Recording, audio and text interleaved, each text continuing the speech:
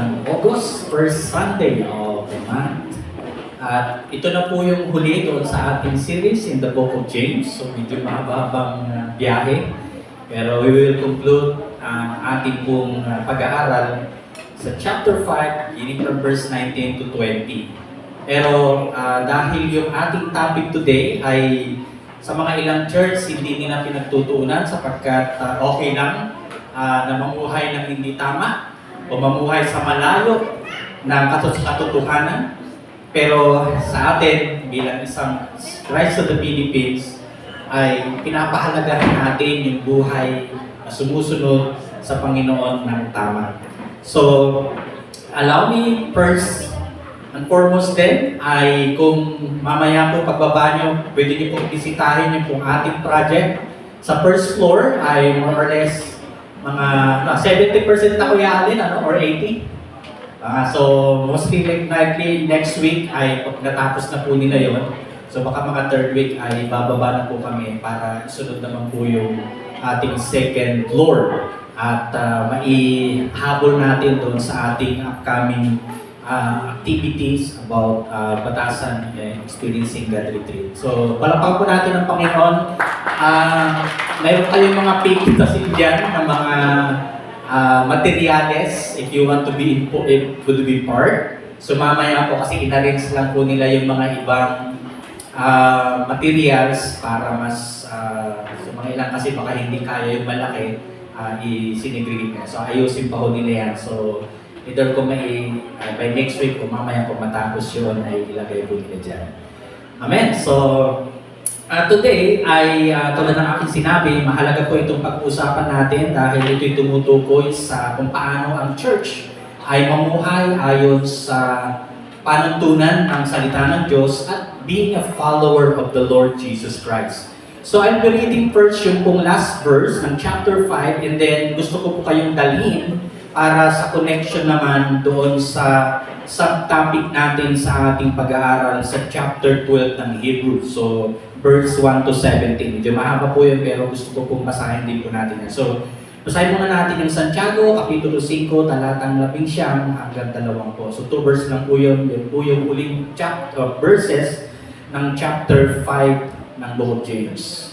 Dito sa magandang balita Biblia, mga kapatid, kung ang isa sa inyo ay lumihis sa katotohanan, maaari siya ay mapanumbalik ng isa sa inyo.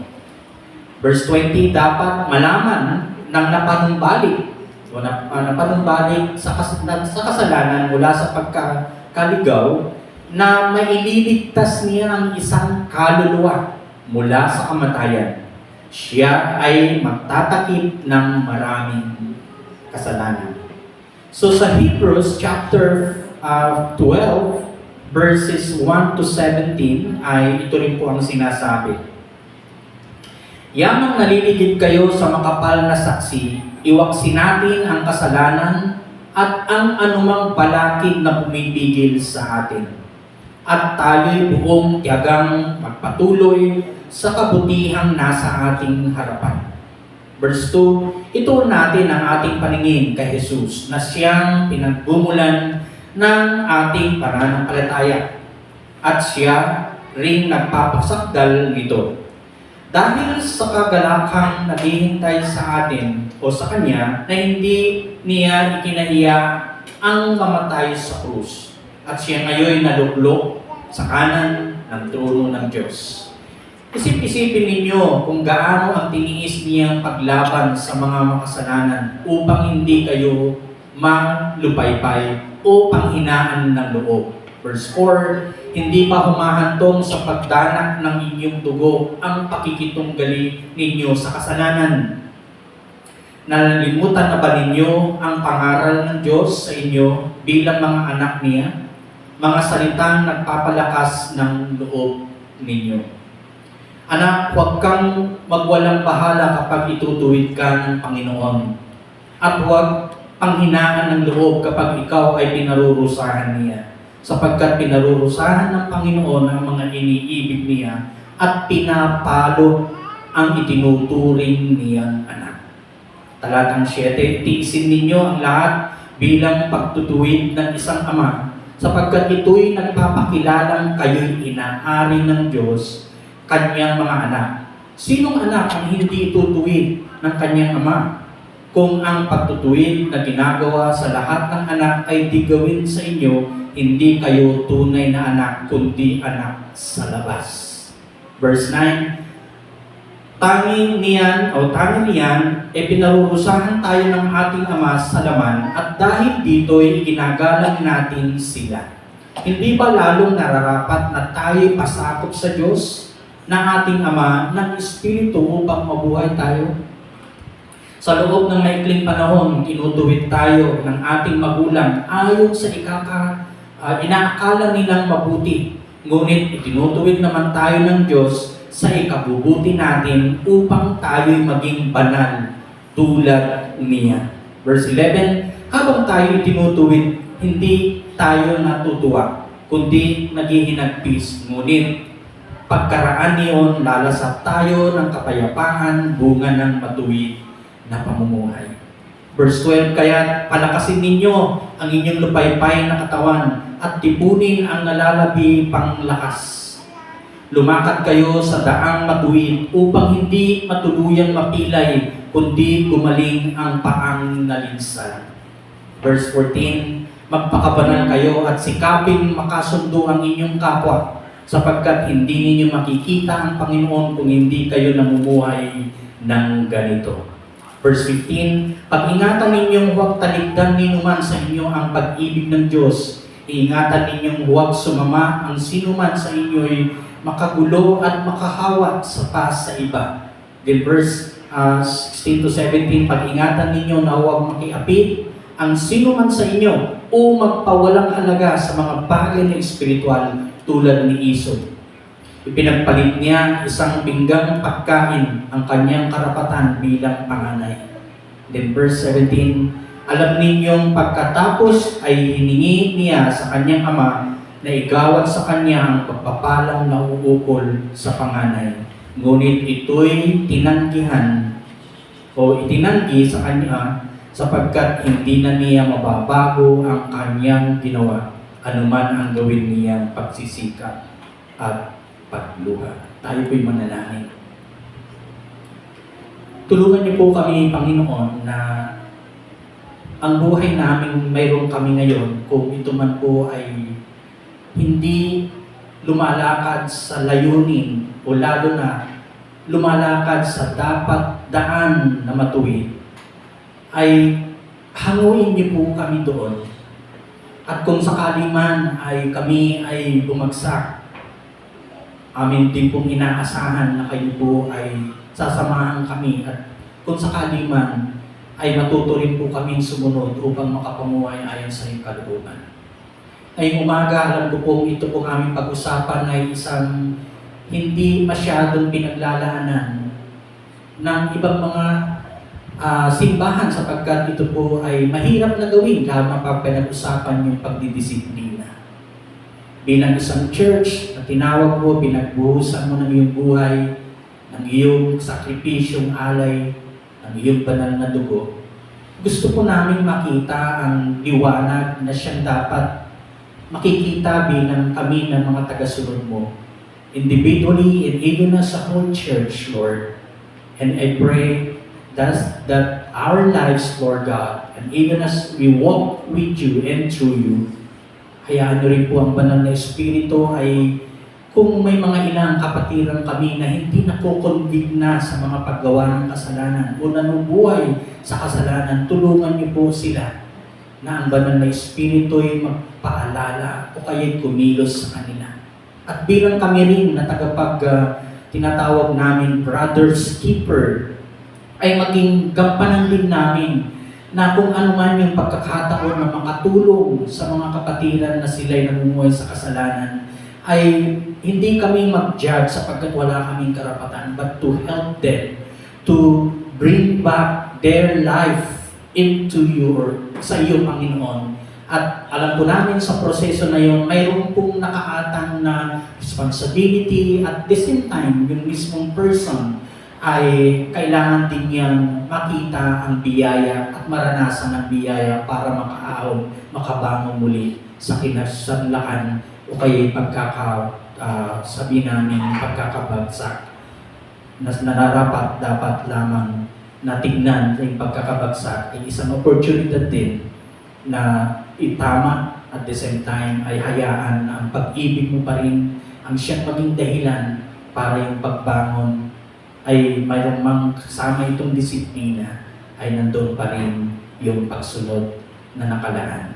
Lord, we thank you for today, and I pray that these words that we will be discussing today will be part upang sa ganon ay makita mo yung iglesia na isang marangal na iyo pong, o kung madarating yung panahon na tinatawag sa revelation, haharap sa iyo na tinatawag naming handa at nakabihis ng tinatawag naming buhay na kalugod-lugod o kabanalan sa iyong banan. We thank you, Lord, today, and we give you all the glory and honor. In Jesus' name, this we pray. Amen. Alam niyo po, ang katotohanan, even big churches ay hindi po exempted sa ganitong uri ng pag-aaral o kaya we could say, yung pag pinag-usapan yung topic natin kasi dito sa last part natin is restoring straying saints or pagpapanumbalik sa naliligaw o kaya yung nagkamali na isang mananampalataya. Those saints is as a plural part. At aking sinap topic dahil meron din ako isang inaral na matagal na isang libro na sinulat po ni Isabelo Magalit na siya po'y naging presidente ng Asian Theological Seminary na aking pinag-aralan, na yung title ng book ay Restoring the Fallen, the Practicing of Church Discipline. Na ilan sa mga ating pong mapapakinggan, yung papakinggan ay ilan sa doon ay hango doon sa maliit na libro na yun. Pag sinabi ko na ating church discipline, ano po kaagad ang inyong naiisip o lumalagay sa inyong kaisipan?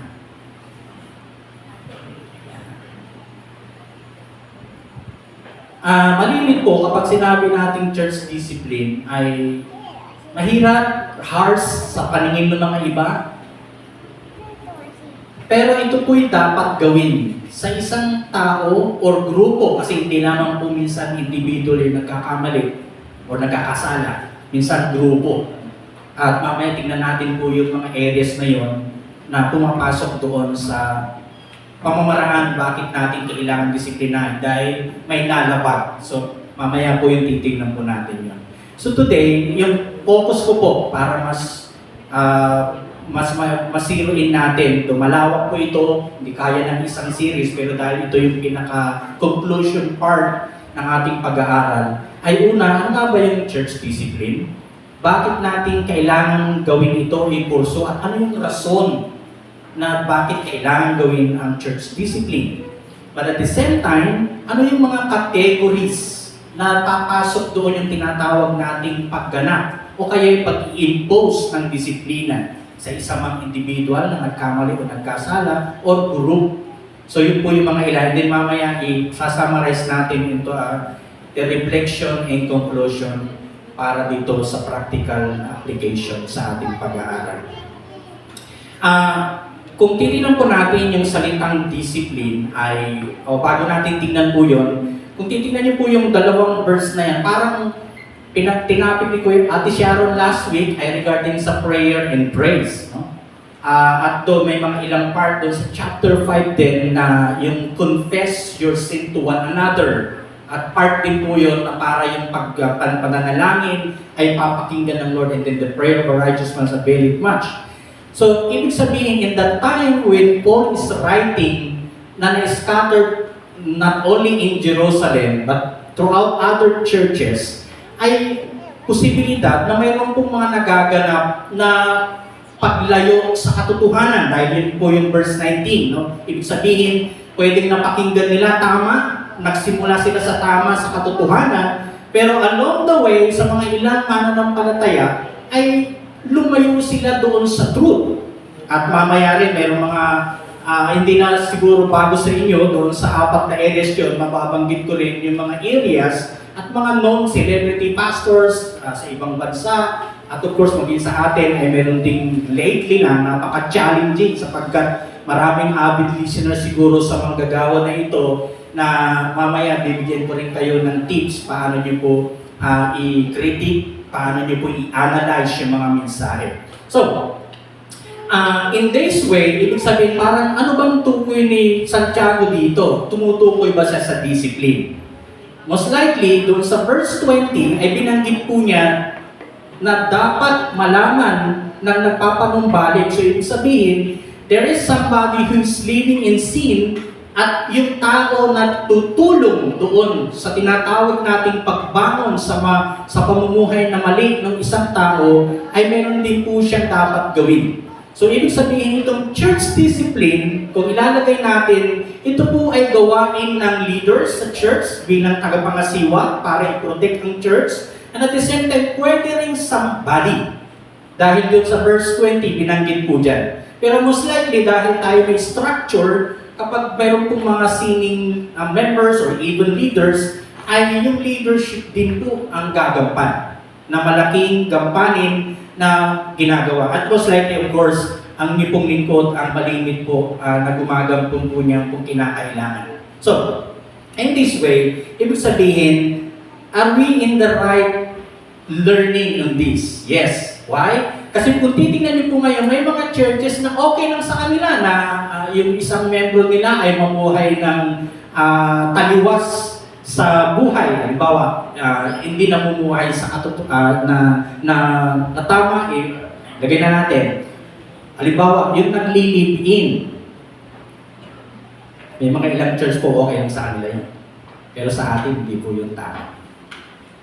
Kasi yung hindi yan ang dinisenyo ng Diyos pag pinag-usapan ng pag-aasawa. It should be consummation of marriage. Doon nagsasama. So yun po yung hamon ko ngayon dahil posibilidad na kahit na yung malalaking churches, nagaganap din po yan. So hindi po exempted even in small churches. And that is why kailangan talaga ho natin pag-usapan itong bagay nito. So, ano po ba yung church discipline? Kapag tinignan mo natin dyan sa ating slide, na gusto nating tignan sa bahagi na ito.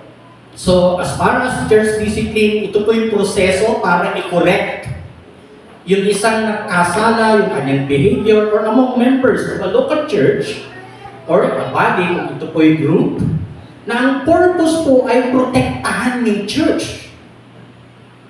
Kasi isipin nyo na lamang po kung okay lang pala dito sa Patasan Church na si pastor ay mayroong kinakasama na ibang babae. Tingin niyo po yan? So, sa mga ilang church po ay, of course, mayroon pong mamaya, babanggit din po natin na hindi talaga dapat. So, pero at the same time, ang pinaka-main talaga is doon sa word na discipline, church discipline is restoring the sinner to a right walk with God. And then of course, yung renewing fellowship among the church members. Mayroon din pong binanggit si R.C. Sproul, no? Pag pinag-isa po siyang noon pastor, preacher at writer ng libro, at kanyang define yung word na church discipline. Ang sabi po niya, and I quote, church discipline as the confrontative and corrective. Kinokompronta yung isang membro, isang disciple, para sa kanyang maling ginawa, i-correct siya. Yung binabanggit po dito. Measures taken by individual or church leaders or the congregation regarding a matter of sin in the life of a believer.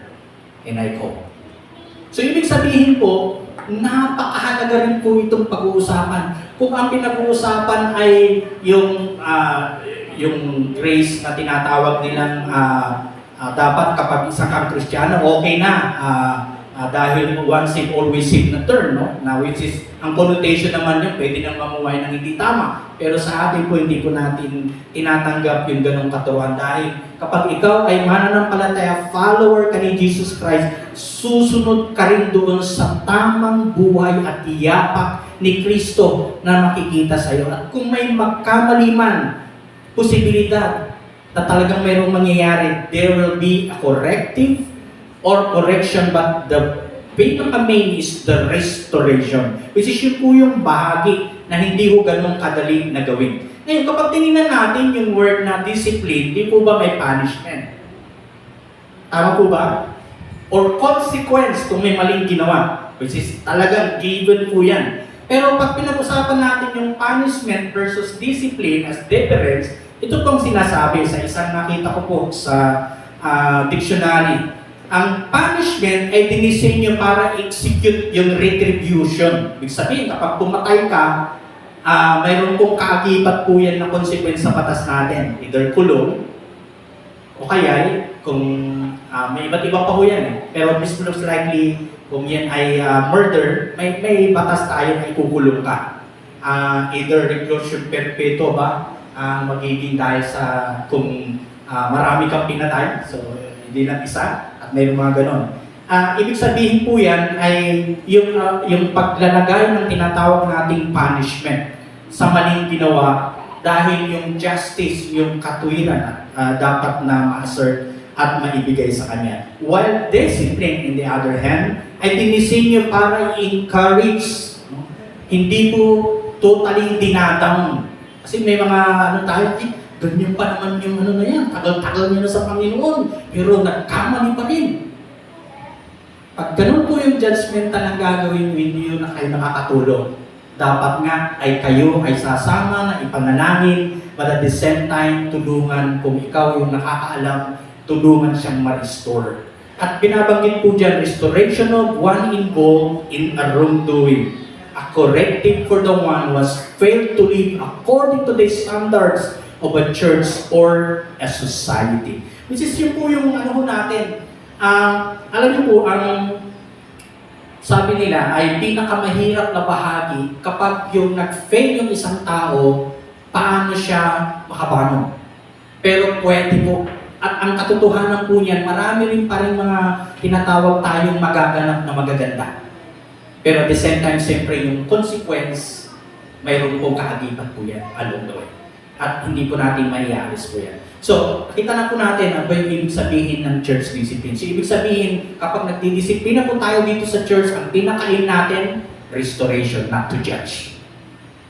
Ayun po ba dyan? Pag sabi mo sa katabi mo, i-restore natin si kapatid.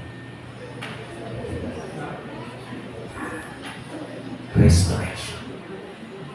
Why? Kasi yun po ang dapat pinaka-main goal, aim ng isang dinidisiplina na individual or group. Ngayon, bakit natin gagawin itong disiplina ito?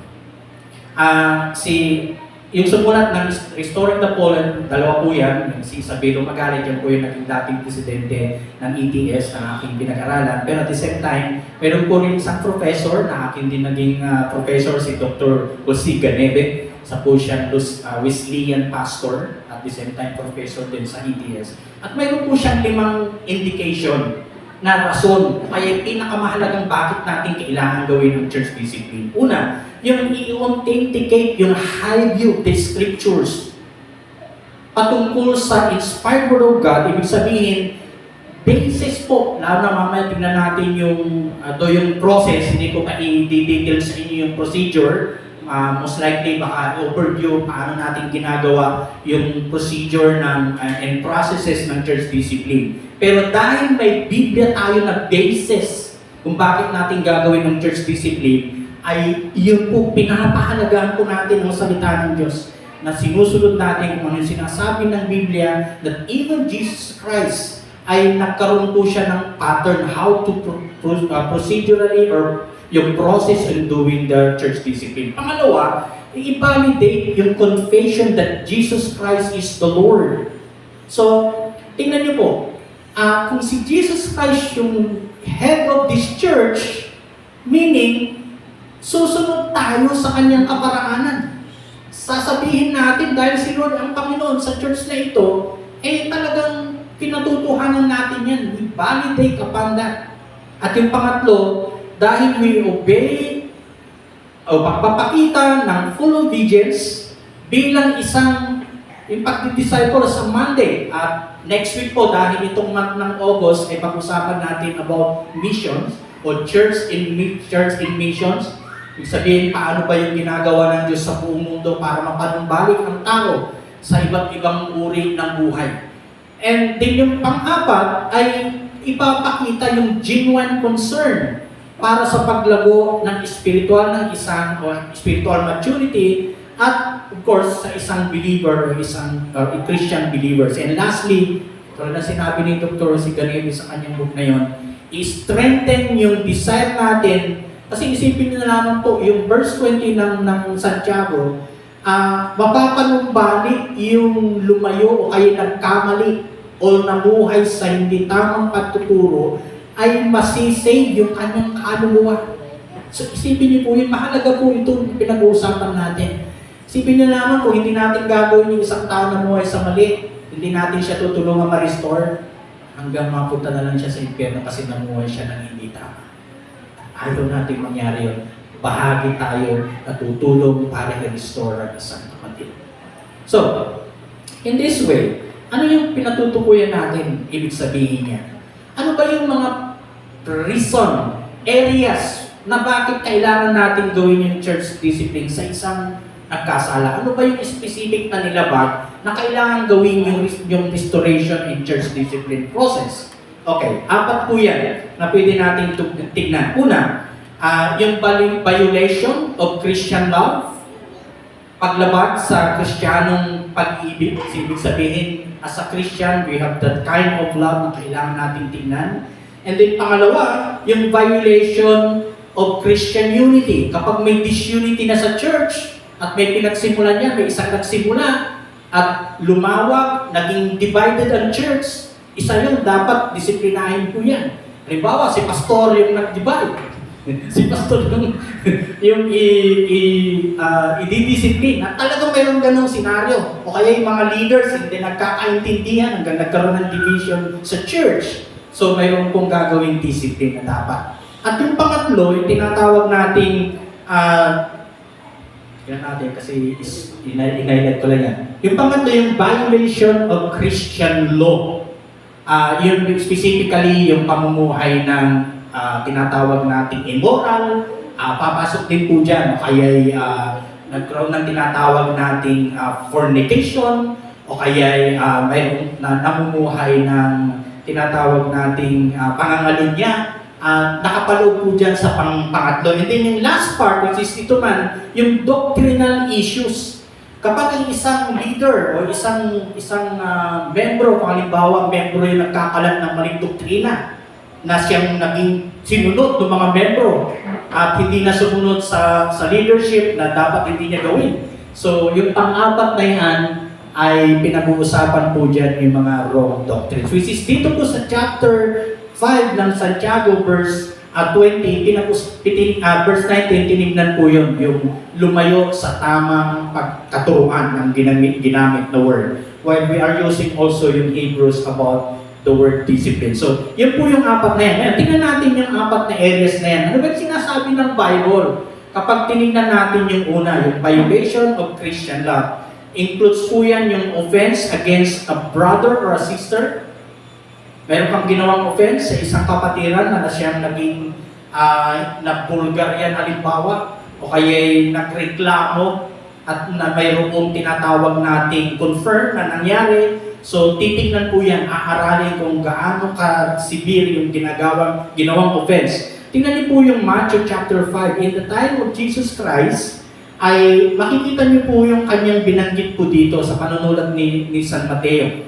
Matthew chapter 5 verse 23 to 24. Sabi po diyan, kaya nga kapag ikaw ay magdala ng iyong kaloob sa dambana at doon ay maalala mo ang iyong kapatid, ay may laban sa iyo.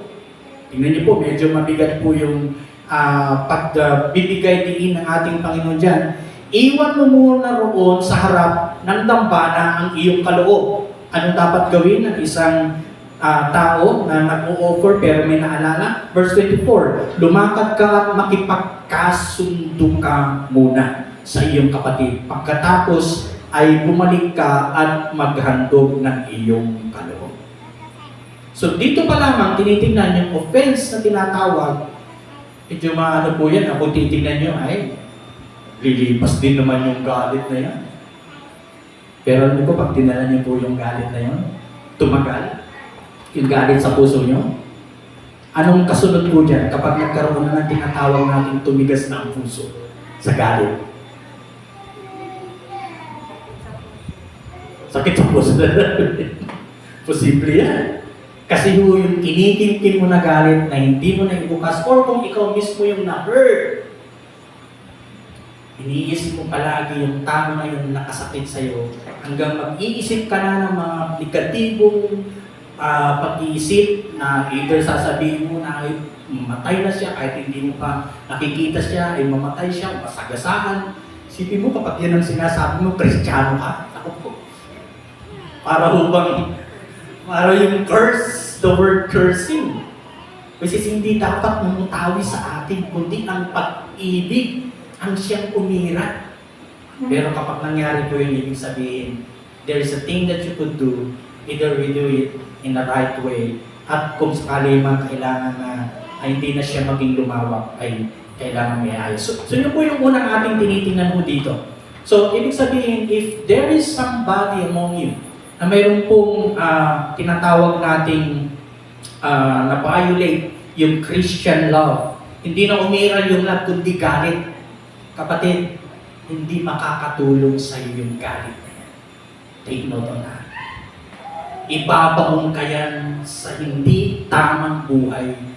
Maging yung tinatawag nating physical effect. Pwedeng may mental effect sapagkat mag-iisip ka ng mga hindi magaganda na hindi dapat mangyari sapagkat ikaw ay mayroon dapat magagandang iniisip pero yun ay sa bigat, sa hurt na yung naranasan, hindi naging maayos yung inyong either emotionally or mentally. Pero at the same time din, pwede siyempre rin yung action sapagkat pwedeng gumawa ka pa nga ng worse pa to retaliate o kaya'y ano bang tawag nating term na gagamitin, ikaw ay gaganti. Ano ba yung binabanggit ng mga Bisaya ba yung lintik lang ba? Bisaya ba nagsasabi niya? Lintik lang ang walang ganti. So gaganti talaga. Pero hindi po tayo dapat gumanti sa mga naka-hurt sa atin. Nabanggit ko ba last week ba yun? Na kapag binato ka ng tinapay, batuhin mo rin siya ng tinapay pero ilagay mo sa garapon. Mabigat po yun. Pero hindi po yun ang ating itinuturo. Ayaw natin mangyari po yun. Actually nga, kapag sinabi doon sa binanggit ni Jesus Christ, kapag ikaw ay sinampal sa kabila, ibigay mo pa yung kabila. Suabe. Sigurado mo kaya niyo yun. Kapag ikaw ay pinaglakad ng 1 milya, dadagdagan mo pa para may ipakita. Yan po mga hardest part, but that's the thing to do it para maging yung pagpapakita ng Kristo. So pangalawa, bakit isang tao ay didisiplinahin? Kapag nalabag niya yung tinatawag nating Christian unity. Pag binasa niyo rin po ang Corinthians, particularly sa I think sa 1 Corinthians in particular, ay may mga problem na nag-arise sa Corinthian church. Lalo na po yung pagkakampi-kampi. Though sila ay gifted church, sapagkat maraming mga nangyayaring miracles, pero they are also a church that is living in disunity, may division, but at the same time, ay meron din po silang tinatawag nating immoral na pamumuhay at sinawata po yan ni San Pablo. Pero dito po, titignan natin sa pagkinabi nating violation of Christian unity, sa Romans chapter 16, verse 17 to 18, sa Magandang Balita Biblia, ito pong sinasabi, mga kapatid, nakikiusap ako sa inyo, mag-ingat kayo sa mga pasimuno ng mga pagkakampi-kampi. Kapatid, kung ikaw yung tinatamaan itong salita ng Lord, tamaan ka dapat. Pero wala naman, sabi sa katabi, wala naman dito yan sa CCTV Batasan. Sabi mo, wala yan sa CCTV Batasan. Hindi namin ugali yan, magkakampi-kampi yan. Nagkakaisa talaga kami. Kasi sa project pa nga eh, malapit nang matapos. Amen? Amen! Hindi po dapat yung ugali ng pagkakampi-kampi dito umiran. Kundi, tingnan natin po yung pinabanggit ko din. Ito bang sinasabi sa kasunod ko? Sanhin ang pagtalikod dahil sa pagsalungat nila sa araw na tinanggap ninyo. Iwasan ninyo sila. So kapatid, huwag ka nang sumausaw kung may nagkakampi-kampihan dyan. Baka maganda kung hindi mo sila muna kasap. Baka sumausaw ka naman, mahirap din naman po yun. Makakasama ka dito sa binabanggit dito. Verse 18. Ang mga taong gayon ay hindi naglilingkod kay Kristo na medyo may bigat po yun. So kapag may kampihan, iba na po yung espiritu po niyan. Tama ba? At kapag iba na yung espiritu nagsasama-sama, sino nang pinaglilingkuran? Kasi binanggit ko dito, hindi na ang Panginoon Hesus ang kanilang pinaglilingkuran, kundi sa pansariling hangarin, ililigaw nila ang mga may mahihinang pag-iisip sa pamagitan ng kaakit-akit at matatabis na pangungusap. Reminder ko ito, nawa, hindi umiral pag dito sa ating church. Pakisabi mo sa katabi mo, hindi dapat umiral ang pagkakampi-kampi dito sa ating iglesia. Dapat united sa tama. So malinaw po yan. Kasi kapag yan ang nangyari, discipline will follow. May sinasabi rin po si Tito, si Kuya Tito, sa kanyang libro, chapter 3, sa kanyang book, chapter 3, verse 10 to 11. Pagkatapos mong sawayin minsan o makalawa, iwasan mo ang taong lumikha ng pagkakabahabahagi. Dahil alam mong ang gawang tao o ganyang tao ay masama ang kanyang sariling mga kasalanan. Ang magpapakilalang siya'y mali. Even Galatians chapter 5, verse 19 to 21. Sa magandang balita pa rin na salin, sa Tagalog version. Hindi may kakaila ang mga gawa ng laman, pakikiapid, kaalayan at kalasuhan, pagsamba sa Diyos-Diyosan, pagkukulang, pagkakuot, pag-aaway-away, pagsiselos, pagkakagalit, at kasakiman. Ito ba? Yung word na binanggit natin, pagkakampi-kampi, at pagkakabahabahagi. Tingnan niyo po, pagkaingit. At of course, yung pag-ano po niya, pwedeng hantong sa pagpatay. Maraming tao dyan na inggit. So, sa kanyang pagkainggit hanggang pumatay. Paglalasing, walang habas na pagsasaya, at iba pang katulad nito. Muli ko kayong binabalaan. This is a warning. Sabi ni Paul sa mga taga-Galatians. Ang gumagawa ng mga ito ay hindi, medyo mabigat po ito. Hindi, tingnan niyo po yung word. Hindi magkakaroon ng bahagi sa kaharian ng Diyos. Mas mabigat po yan.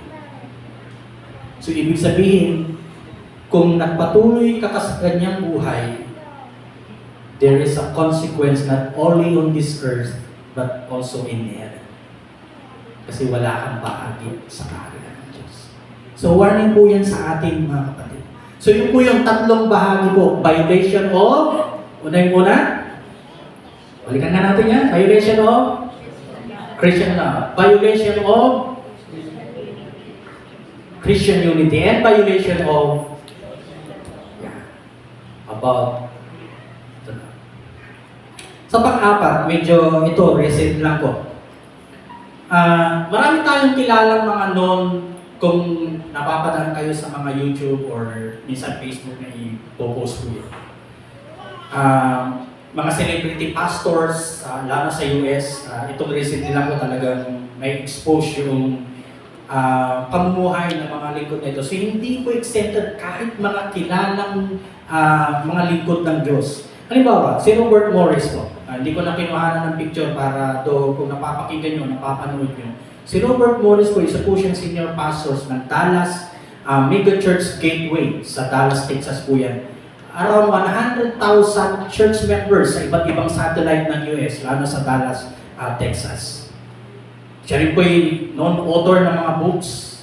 at kilalang leader sa area ng Dallas, Texas.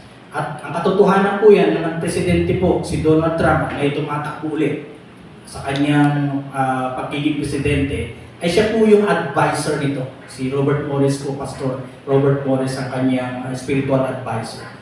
Pero nitong nakaraang mga linggo lang, I think it was June, so ibig sabihin na a month ago, ay na-expose po yung kanyang ginawa ng 1982 pa. Nagmolest po siya ng 12 years old na babae. Actually po, sumulat kasi yung parents ng babae ay malapit sapagkat sila ay tumutuloy sa bahay nila ditong babae na ito. Pero dahil walang buwang yung bata, for 5 years, ginawa po niya yun. Doon sabi niya nagsisi at sabi ni-restore daw siya, pero itong lately, mga 52 years old na po yung babae, ay nagsampa po siya ng kaso. At confirm. At actually nga po ang mismong state ay siya po ang nagiging tinatawag natin nagdidepend sa babae na ito na kanyang minolest.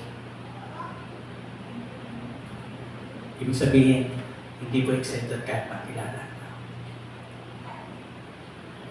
Kasunod din po yan, actually po, magkaano po ito? Si Tony Evans, mga 50 years siya pong naglingkod sa isang church. Ang pangalan po ng church na kanyang pinaglingkuran ay Oak Cliff Bible Fellowship, Dallas, Texas din po yan. Mga 9,500 members, sabi po nila yung members ng church na yun, na kanyang pinagpapastoran. Kilala siya sa mga iba't ibang speaking engagements sa ibang bansa. Radio announcer, at maging sa ibang bansa ay talagang non-soul speaker po siya. Pero lately po, ay nag-step down po siya dahil sa tinatawag nating pangangalo niya.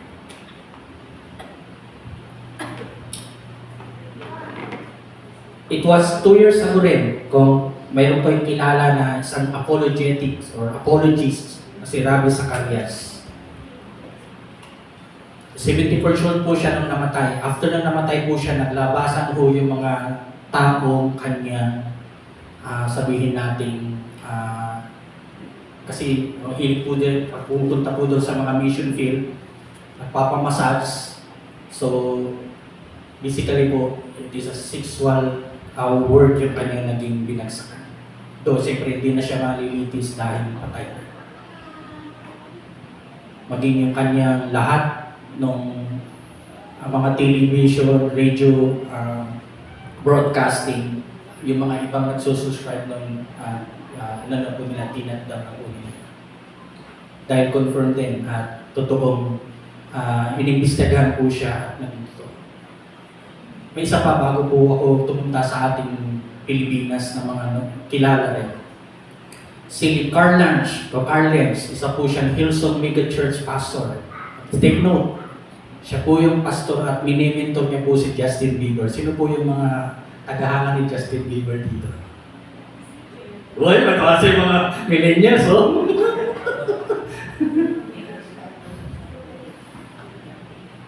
Ganda ho ng simula. Pero, nagkaroon din ng affair itong si Carl. At siya po ay inalis na ng mismong Hillsong, Australia. At of course, kung kilala niyo rin po yung mismong founder or pinaka-main pastor din ng Hillsong sa Australia, ay ang dami rin po, mayroon din po siyang dinaanan pag-imbestiga. At I think nag-step down din po yung pinaka-main pastor ng Australia. So, ibig sabihin, yung pang-apat po, ang gusto ko pong sabihin, ay yung Christian violation of Christian law na it involves about ethical or yung standards ng pamumuhay. Wala pong eksemplo dito.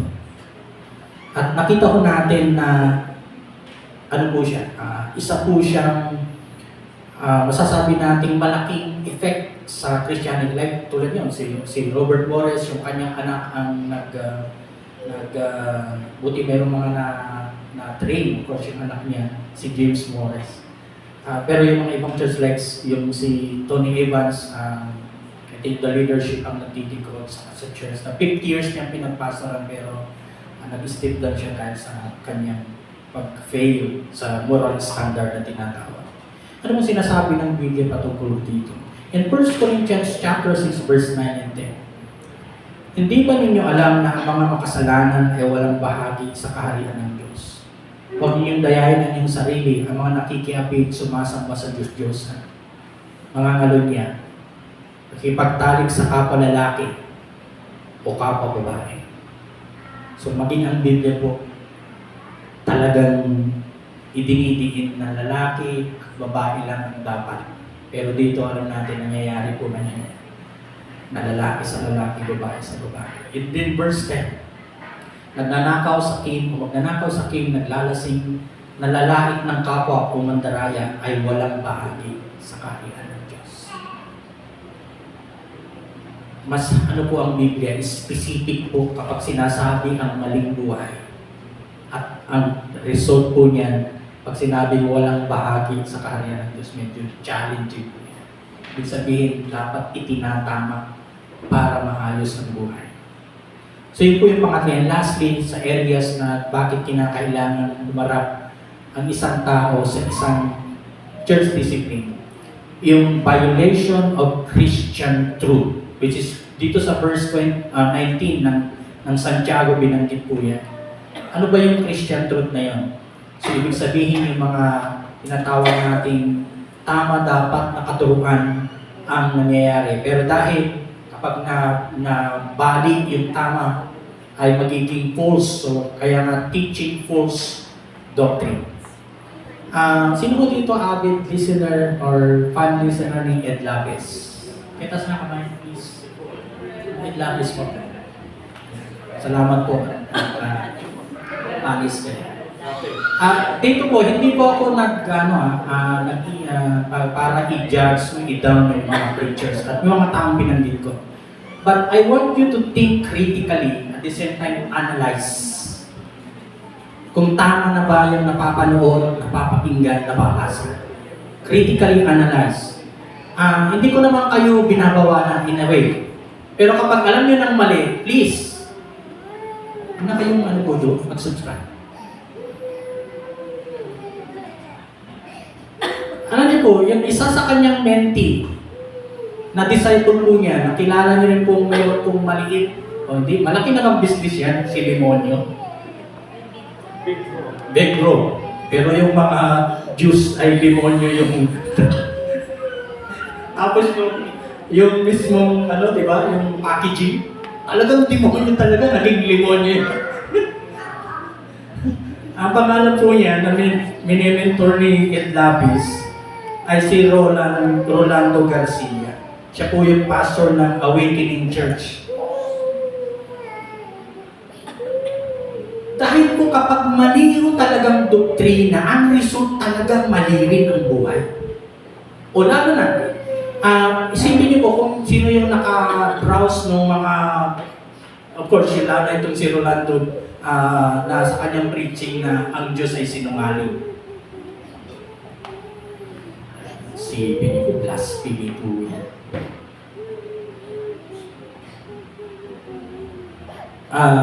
Bakit ko sinasabi ito? Dahil sa ngayon po talaga, grabe po. Ang social media ay ginagawang entry point ng dyablo para ilisya o kaya ilayo ang mga katuruan sa tama. Meaning yung pagtuturo na ng mali ang naipapakita. And I pray na hindi kayo humantong sa ganong pagsunod. Sapagkat, halimbawa, yung pinakinggan mo na yan, na maling doktrina, dinala mo dito sa Batasan Church. Hindi ako papaya, itutuloy mo yun.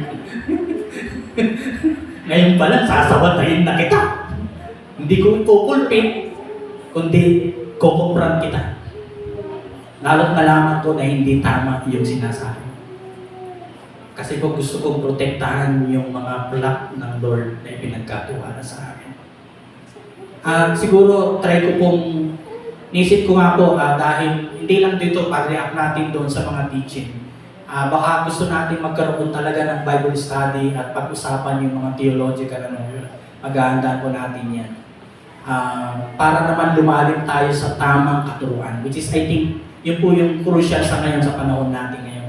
Kaya hindi lahat ng napapanood nyo, napapakinggan nyo sa social media ay tama. Aralin nyo po yung context.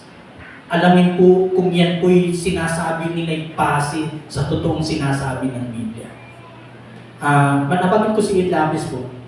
Sipin niyo po, ang tagal na po nung actually maganda ho yung practical, yung mga pangangaral po niya. Pero kapag tinignan niyo yung lately lang na kanyang exposition about the name El Elyon, Yahweh, medyo, hindi na medyo, ang layo na po kasi interpretation po niya ay yung Old Testament. Ang layo na nung kanyang pagtingin, lalo na pa pinag-usapan ang pangalan ng Diyos. Kaya nga hindi daw iisa yun, yung Elyon, El Shaddai, o kaya si Yahweh, hindi daw iisang Diyos yun. Kasi nga, yung Marcionism, which is, mga ano po yan, mga theologians ng mga first century, ma-explain po natin yan pag nagkaroon tayo ng time to do that. Parang Bible study type. Alamin ko lang kung okay sa inyo yung gagawa natin sa isang linggo. Halimbawa, sisingin po natin yan sa ating schedule. Either maganda face-to-face para maganda yung discussion. Kasi gusto ko pong maging critical thinking kayo kapag may napapakinggan, napapanood, lalo na pag pinag-usapan ng mga doktrina. Not only critical but also analyze. Kasi kapag mayroon kayong ganong uring attitude, malalaman nyo kaagad kung tama pa rin ba yung tinuturo ng isang mga maging ako, pwede nyo gawin po yun. Yung ating pong pag-ganong uring. So, talamak po ngayon. At of course, hindi naman limit sa atin. Yung pagtitingnan niyo po yung nangyaring opening ng Paris Olympics. Pero 4 years ago, meron na rin pong nangyari po, di ba? Ang opening din. Yung gumawa malaking ibang Goya po yan, o kaya ano. Pero ngayon, mayroong kasi 3D part na talagang makikita mo yung last time about yung 12 disciples, di ba? Last Supper. Ngayon, kung titignan mo yun, marami pong mga reaction po yan, siyempre. Pero tama ba yung kanilang pagpipresent na ginamit, lalo na yung umpuni ng spiritual na aspeto at of course yung Christianity in itself, quote-unquote, na ginamit po yun as an opening. So, ibig ko pong sabihin ganito po. Itong pang-apat na area na ito, kapag mayroong na pong nangyayari, di ba dito sa church natin, ako hindi ko papayag na yung maling doktrina ang siyang mangibabaw sa ating church. Dahil gusto ng Lord ay maging tama tayo sa katuruan. Which is yun po yung pang-apat. Tingnan niyo po yung pinanggit po ni Timothy. O si Pablo kay Timothy, 1 Timothy chapter 6, verse 3 and 5. Kung nagtuturo ang sinuman ng ibang katuruan ay di sang-ayon sa mga tunay na salita ng Panginoong Jesucristo at sa mga aral tungkol sa pagiging makadiyos, siya ay nagyayabang, ngunit walang nalalaman. Sakit na niya ang manuliksa at makipagtalo tungkol sa mga salita. Bagay na umahantong sa inggitan, alitan, kutyaan at masasamang hinala. Verse 5, mahilig din siyang makipagtalo sa mga taong baluktot ang pag-iisip at di kumikilala sa katotohanan. Ang mga taong ito'y nag-aakala na ang relihiyon ay paraan ng pagpapayaman. Alam naman po natin, hindi naman na ano na sa atin, it's a well-known bakit hindi ko nahuhuli si Kibuloy? Sipin ni Kuya. Yung kanyang katuruan, ang layo talaga, pero bakit marami ba rin naniniwala po sa kanya? At pag pinag-usapan po ang pamumuhay ng pananalapi, grabe po. Papanood niyo po yung mga exposition sa kanya, may sarili siyang jet, may sarili siyang yan, may sarili po siyang, of course, yung mansion. Sa Estados Unidos po sa Los Angeles, may dalawa po siyang bahay na malalaki. I think sa Canada rin meron. Saan niya kinuha yung pera na yan? At of course, yung ginagawang kingdom, actually sabi nila 90% na. Pero nung na-expose yung kanyang nilalagkas, pati sa US, sinahanti po siya. Sabi ng mga ilang nagmumonitor sa pumapasok na pera sa kanya dahil sa kanyang ministry. Nung na-expose po, mga around 50 million a month po ata ang natapyas galing sa US. In support doon sa ginagawa nila, lalo yung ginagawa nilang kingdom, na nag-a-average po ng mga around 75,000 ata na capacity. Nilakihan pa o inigitan pa niya yung Philippine Arena kasi 55,000 lang yung capacity ng Philippine Arena. So, isipin niyo po yung pera, billion po ang pinag-usapan po dyan. So, ibig sabihin, sa kanyang doktrina, marami siyang naikaya. At of course, hindi naman po yan maging yung tinatawag natin lumabas na issue din po sa kanya. Siya po ay tinatawag natin human trafficker, money laundering sapagkat pumapasok yung pera na supposed to be dapat tama yung ano po niya, tinatawag natin proseso. Isipin niyo po, ilan ang patong ba sa kanya para mahuli? Baka sakali ituro niyo po sa akin kasi kailangan ko ng pera eh. Ilang million ba? 10 million ba? 10 million?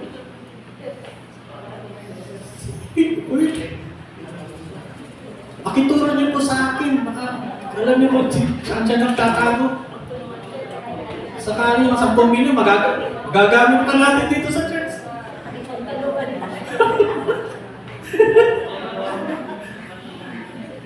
Pero siyempre alam natin, ang nakakalungkot doon, marami pa rin naniniwala ho sa kanya. Ipagpapatayan nila yung kanilang leader kahit mali na napapakita. And I pray, hindi ho tayo humantong sa ganong uri ng pamumuhay. So yun po yung 4 na areas kung bakit ang pag-restore o kaya pag-discipline ay kakailanganin. Ngayon, yung procedure naman, kapag tinignan natin po yan, though hindi ko na mai-specific, lalo kung babasahin niyo po yung chapter 18 ng Matthew, verse 15 to 17 yung process. So, I think basahin nga po natin yung part na yun bago natin tignan yung ating application at reflection dito sa ating pag-aaral sa umaga nito. So, Matthew 18, beginning from verse 15 to 17. So ito yung mga procedural, pero marami pa rin kasi tayong mga pwedeng isaalang-alang pag ginawa natin yung pagdidisiplina, lalo dito sa church. Okay, verse 15.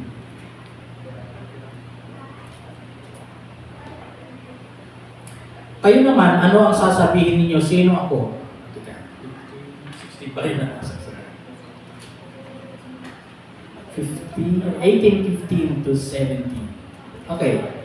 Kung magkasala sa inyo ang kapatid mo, puntahan mo siya at kausapin ng sarili niya. Kapag nakinig siya sa iyo, ang pagsasama ninyong magkakapatid ay napapanahuli mo dahil napanumbalik mo siya sa Ama. Verse 16, ngunit kung hindi siya makinig sa iyo, magsama ka pa ng isa o dalawang tao upang ang lahat ng pinag-usapan ninyo ay mapapatunayan ng 2 o 3 saksi. So yung witnesses. And then third, sa verse 17, kung hindi siya makinig sa kanila, sabihin mo ito sa iglesia. So papasok na yung third steps, yung church na yung pwedeng gumawa ng proseso. At kung hindi pa siya makinig sa iglesia, ito mas matindi ito, ituring mo siyang hintil o isang publikano. So, in the context of church discipline, medyo harsh na po yung part na yon, yung last part. Lalo na pag pinag-usapan natin yung nangyayari sa Corinthians, kapag hindi pa rin nakinig yung isang kapatid na mali ang buhay, ay medyo mas mahirap kasi ibigay mo na kanino ibibigay? kay Satanas. So, baka sakali na kapag gawin mo yun ay matauhan, kumbaga, matauhan siya at makanumbalik sa Diyos. So medyo harsh part na po yun. Ang third natin diyan ng excommunication, which is so far sa ating madalang mangyayari po yung part na yun dahil pwedeng humantong na sa maayos na kalagayan. So, in summary, and gusto ko pong tignan niyo po ito as a reflection and application po. Sino man sa atin, maging ako, hindi po exempted sa pwedeng pagkakamali o pagkakasala na paggawa o pagbagsak. Dahil yung tinatawag nating vulnerability ng binabanggit. Sa Hebrews chapter 12, verse 1 ay binanggit po yan, napapaligiran tayo ng mga saksi, which is kung ilalagay natin yung context po noon ay paglalo yung chapter 11 ay yung mga pinag-usapan yung mga non-faith heroes. Then chapter 12, tinignan naman po yung pagtakbo ng papatuloy, which is yung athletic, which ng panahon na yon ay pinag-usapan yung life in comparison sa paano mamuhay ng tama at matuwid, ay binanggit po dyan. Kaya ibig sabihin po, posible po na kahit na matagal ka ng Christian, pwede ka pa rin mag-commit ng kasalanan o pagkakamali. Kaya mag-ingat palagi ang gusto natin mangyari. So kung mangyari man po yan, ay dapat, tulad na sinabi ng Hebrews chapter 12 verse 2, dapat ituon natin palagi ang ating paningin kay Jesus. Fix your eyes upon Jesus. Why? Kasi hindi ka matatalisod kapag si Kristo ang iyong tinitingnan. Kapag si Kristo yung pinakasentro ng iyong pamumuhay. Ito po yung mahirap na part kasi tayo literally human. Nag-babies palagi tayo sa feelings. Not only that, minsan po yung ating mind ay crowded ng marami mga pollutants. Di ba? At lalo minsan yung eyes natin na pinanggagalingan din ng iba't ibang uri na pwedeng makakontaminate din yung ating puso at maging isipan. As a result of that, gagawa ka ngayon ng action that could make you fail. So, in all of these aspects, may binabanggit ang author ng Hebrews. Ituon lang natin yung pananampalataya natin kay Lord. Sipin niyo po, kung ang problema ay pagkabahagi, pero may isang taong nananatiling tumingin pa rin kay Lord at na-influensya niyo yung nagbibigay ng disunity. Sigurado naman siguro mangyayari po yun. Pero mahirap kasi siyempre kapag nag-iisa ka na, na tumatakbo, nakatungong kay Kristo, tapos nakikita mo yung kapaligiran mo ay gumagawa ng iba, mabilis ka ma-influensya.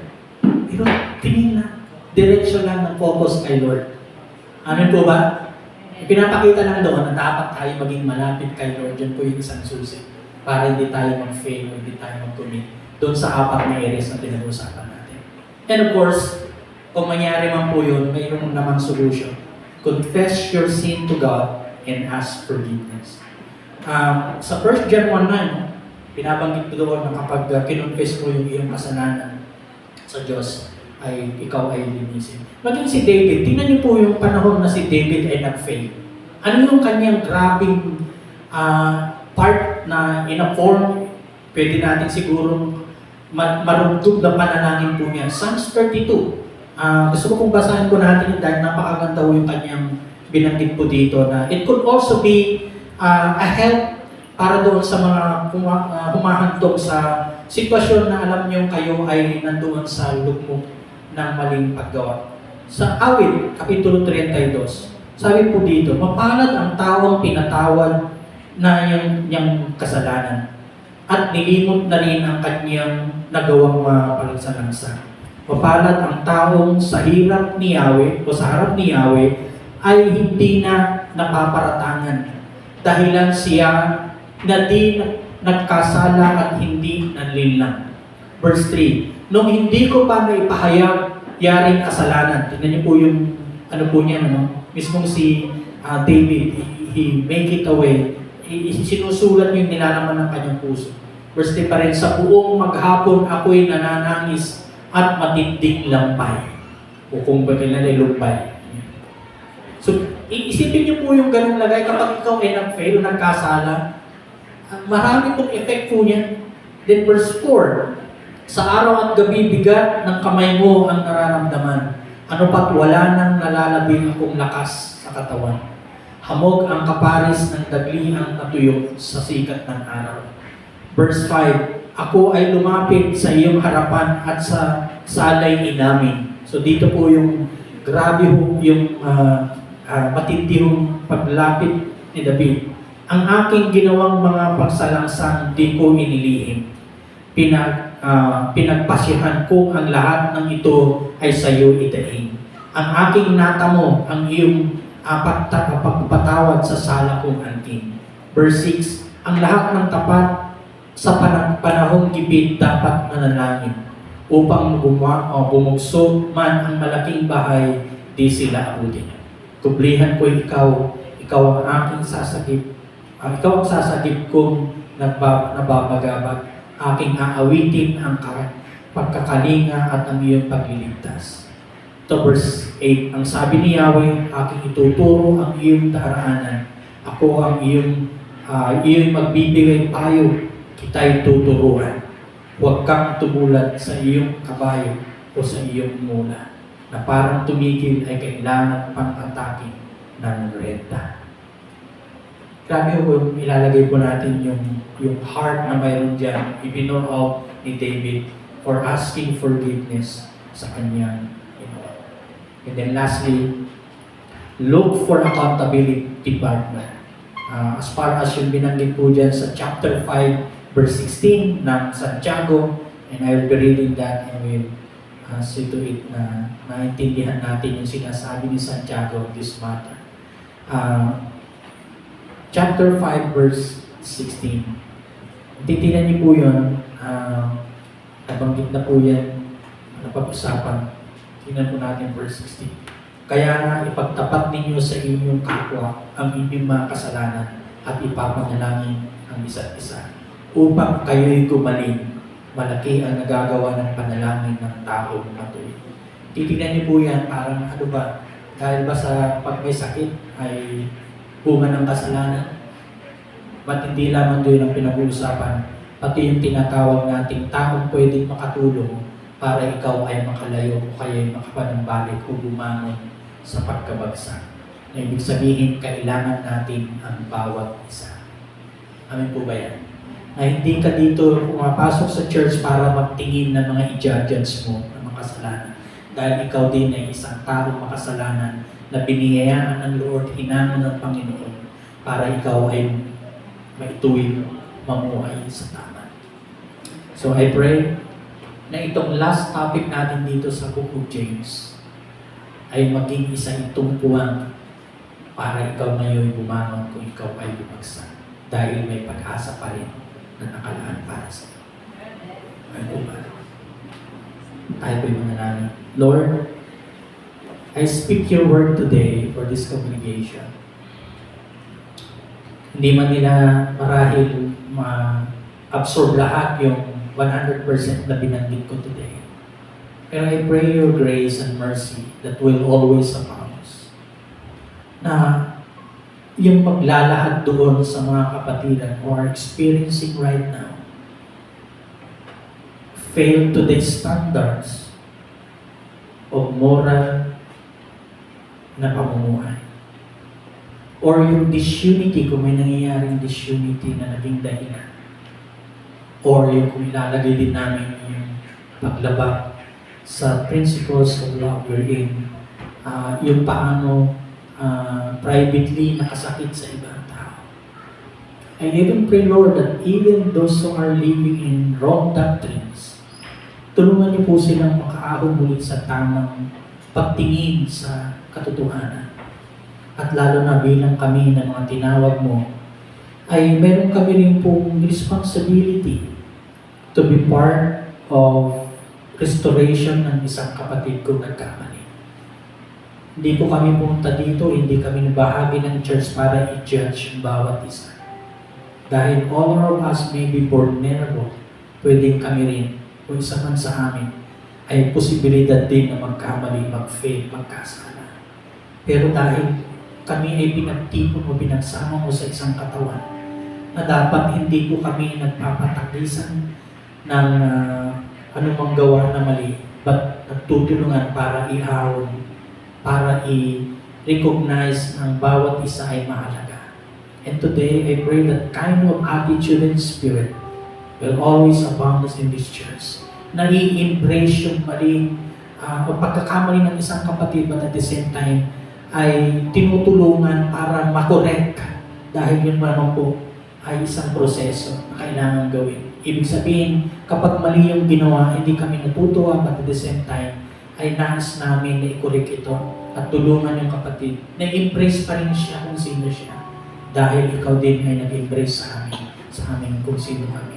And that is why today I pray that in this process of either the church discipline process, ay matulungan niyo po kami at lalo na yung mga taong kailangan tulungan na makaahon, makapanumbalik muli sa tamang hakbangin, sa katwiran, sa kabanalan, at lalo na sa katotohanan na dapat pong ipamuhay. Thank you, Lord, for today, and even as we have that communion later, ay maging dahilan din po ito na maging bahagi kami sa iyong katawan.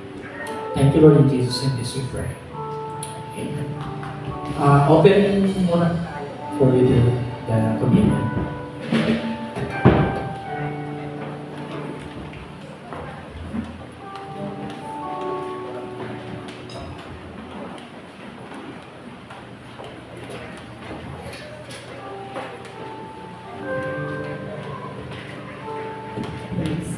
Salamat po sa Panginoon sa kanya pong mga salita. At tayo naman po ay nasa bahagi ng ating pong gawain at isa din po ito sa saliga ng ating pananampalataya na ating pong pinapractice dito po sa ating gawain o dito po sa ating samahan ang pakikibahagi po sa gawain ng Panginoon sa pamamagitan po ng pagbibigay. Ayan. So marahil sa atin at ang katotohanan naman na sa tuwing tayo ay nagbibigay financially, yan po ay outflows. Yan po ay labas, lumalabas sa ating budget, kumbaga expenses, kumbaga. Pero sa totoo lang po, ito po ang kasalanan po sa Panginoon kapag tayo ay nagbibigay, ito po